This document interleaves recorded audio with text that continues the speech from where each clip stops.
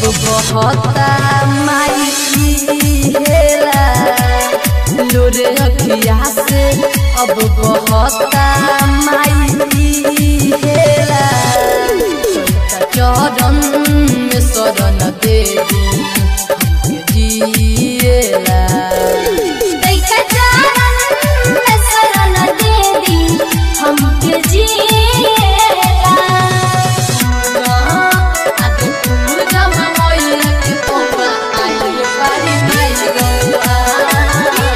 आइल बारी माई गौआ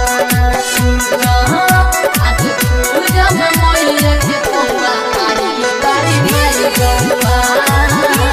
आइल बारी माई गौआ प्रेम से बोलो लक्ष्मी मैया की।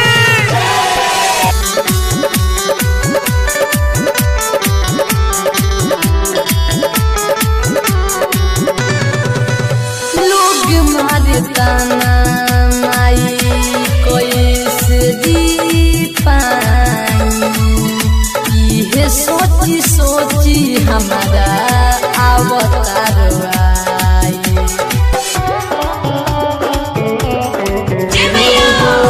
लोग मारे ताना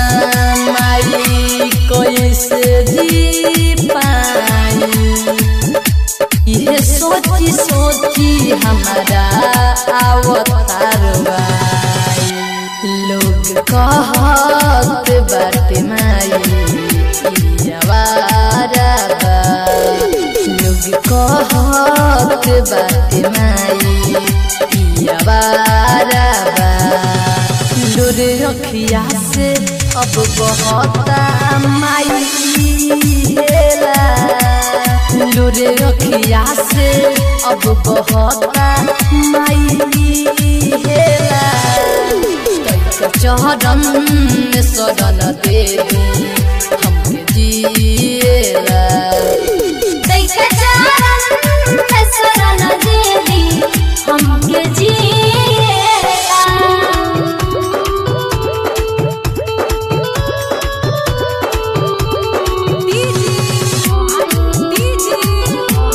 प्रेम से बोलो रवलिया रंजनी की।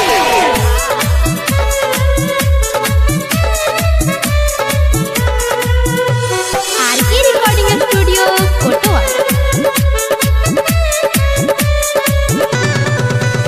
राई चौपवन माई सोची सोची रोई मुना माई केस देखी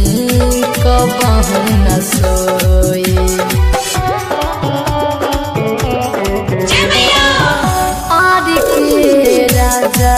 माई सोची सोची रोई मुना माई केस कबहू ठीक से न सोई छोटू छायला